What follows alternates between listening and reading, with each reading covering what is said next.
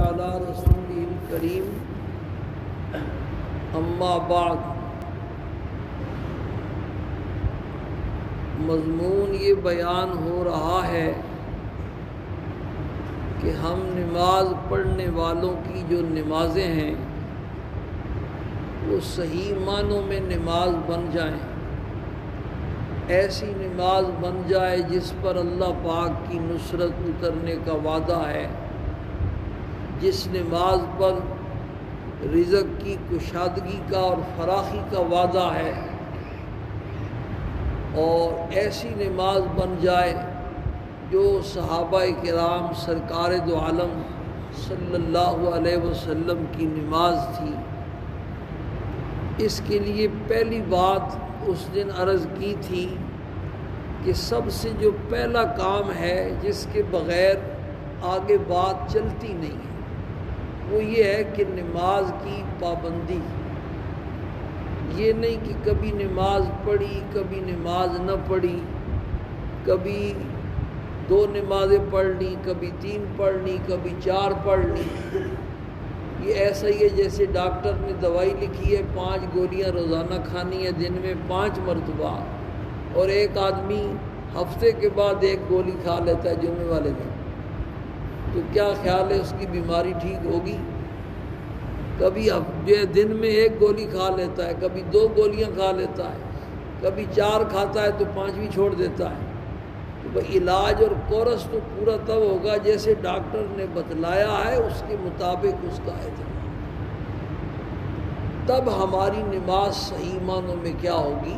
نماز ہوگی۔ اور اگر جس دن چھوٹ جائے فوراً قضا کرے۔ جب بندہ قضا نہیں کرتا نا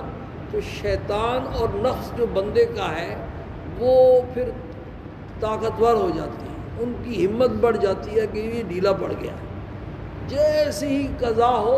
فوراً اس کو ادا کرے تاکہ ان کی ہمت جو ہے جواب دے جائے۔ اگر خدا نخواستہ کسی دن ایسا مصروف ہے کہ پورا دن ہی موقع نہیں ملا ہے، ایسا ہونا نہیں چاہیے لیکن کبھی انسان ہے پھنسا رہا ہے، تو اس دن پھر رات کو سونے سے پہلے فرض سمجھ لے کہ میں نے پہلے نمازیں پڑھنی ہے، سونا تب ہے۔ پھر جا کر کے ایک وقت ایسا آئے گا کہ یہ نماز اس کے ہڈ پڑ جائے گی اور عادت پڑ جائے گی، چین نہیں آئے گا نماز کے بغیر۔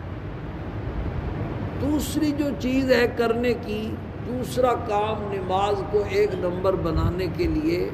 کہ جو نماز پڑھنی ہے بھائی اطمینان اور سکون کے ساتھ نماز پڑھنی ہے۔ نماز کو تھوڑا سا ٹائم دیں، کھانے کو ٹائم دیتے ہیں، روٹی کو ٹائم دیتے ہیں، سارے کاموں کو ٹائم دیتے ہیں، لیکن نماز افراتفری۔ اس دن میں بیٹھا ہوا تھا، ہمارے ایک بزرگ ہیں، ان سے گپ شپ بھی ہے ہماری، سچی بات ہے، گھڑی یہ بتلا رہی ہوتی ہے آخری منٹ شروع تھا اور انہوں نے پہلی صف میں آ کے شروع کر دیا۔ اب جب آخری منٹ شروع ہوگا اور بندہ پہلی صف میں آ کے نماز پڑھے گا تو 1 منٹ میں کتنی رکعتیں پڑھے گا؟ تو اس لیے گھڑی کو آ کر کے دیکھا بھی 5 منٹ باقی ہیں تو پھر تو چلو 2 رکعتیں 4 رکعتیں بندہ پڑھے۔ اگر 5 منٹ سے کم باقی ہیں تو پھر اطمینان سے بیٹھ کے سبحان اللہ والحمدللہ تیسرا کلمہ پڑھ لے، وہ 2 نمازوں کے قائم مقام ہو جاتا ہے، 2 رکعتوں کے قائم مقام ہو جاتا ہے۔ تو نماز کے لیے دوسری جو اہم چیز ہے وہ اطمینان اور سکون کے ساتھ نماز پڑھنی ہے۔ اس کے لیے یہ جو جماعت کی نماز ہوتی ہے نا، یہ ایک مشق ہے، عملی ٹریننگ ہے۔ اس میں آپ دیکھتے ہیں کہ امام کیسے، ہمارے بعض مقتدی ایسے ہیں ایسی پیاری نماز پڑھتے ہیں کہ وہ ہمیں بھی کہتے ہیں کہ تم جلدی نماز پڑھاتے ہو۔ تو یہ جماعت کی جو نماز ہے یہ ایک نمونہ اور ماڈل ہے، جیسے آپ یہ پڑھتے ہیں نا اس طریقے سے اپنی انفرادی نمازیں بھی پڑھیں۔ اور اس کے لیے یہ قومے اور جلسے کی جو مسنون دعائیں ہیں ان دعاؤں کا اہتمام کریں۔ ربنا لک الحمد حمدا کثیرا طیبا مبارکا فیہ،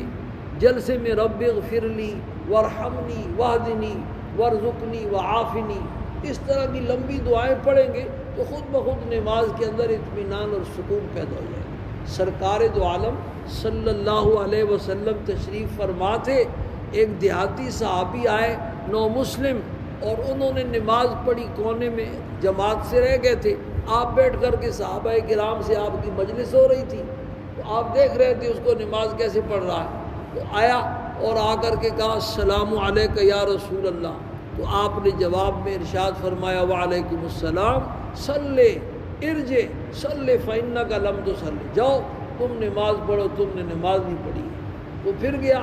اور پھر اسی طرح نماز پڑھ کے آیا، پھر آ کے سلام کیا، آپ نے سلام کا جواب دیا وعلیکم السلام، اور پھر فرمایا صلی فإنک لم تصلی، جاؤ بھائی نماز پڑھو، تو نے نماز نہیں پڑھی۔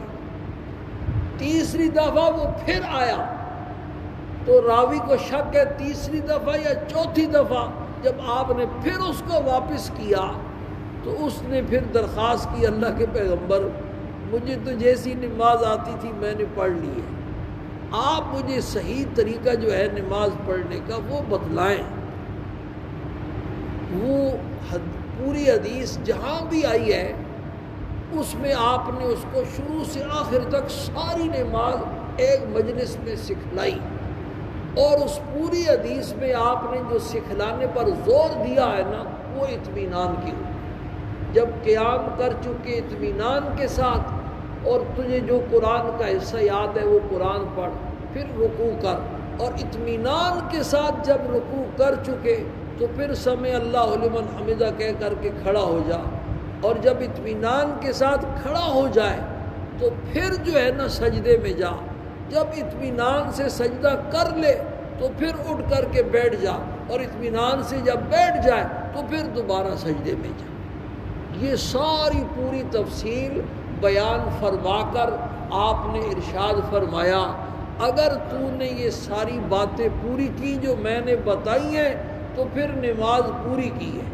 اور اگر ان میں تو نے کچھ نقصان کیا، کمی کی، تو پھر نماز میں کیا کیا ہے؟ نقصان کیا۔ تو بھائی دوستو اور بزرگوں، نماز کو ایک نمبر بنانے کا دوسرا جو کام ہے وہ اطمینان کے ساتھ نماز پڑھنے کی عادت بنانی۔ ہمیں باہر سے جو یہاں مہمان آتے ہیں تو آ کر کے وہ شکایت کرتے ہیں آپ کے مقتدی آپ سے سجدے میں پہلے چلے جاتے ہیں، سب کا ایک ہی جو ہے نا وہ، تو ان کا بھائی ہم تو کئی دفعہ بیان کر چکے ہیں کہ امام سے سجدے سے پہلے جانا یہ ایسا ہی ہے جیسے جو ہے نا وہ ریل کے ڈبے جو ہے نا انجن سے پہلے چلے جائیں، تو ریل کے ڈبے اگر انجن سے پہلے آگے ہو جائیں گے تو ایکسیڈنٹ ہو جائے گا اور فائدہ بھی کوئی نہیں ہے۔ وہ تو انجن جب اسٹیشن پر پہنچے گا تو سارے ڈبے ایک ہی دفعہ پہنچے گا، سلام پھرے گا تو نماز ختم ہوگی، اب اس سے پہلے تو آپ گھر جا نہیں سکتے۔ حدیث میں اس پر بڑی سخت وعید آئی ہے۔ یہ بات کب ختم ہوگی؟ یہ بات تب ختم ہوگی جب آپ کی انفرادی نمازیں اطمینان والی ہوں گی، جب آپ اپنی سنتیں اور نوافل جو پڑھتے ہیں انفرادی، ان کو اطمینان اور آرام کے ساتھ اور سکون کے ساتھ پڑھیں گے تو پھر آپ امام کے ساتھ بھی اس کے پیچھے پیچھے جائیں گے، اطمینان کے ساتھ نماز پڑھیں گے۔ اللہ پاک عمل کی توفیق نصیب فرمائے۔ الحمدللہ رب العالمین والعاقبۃ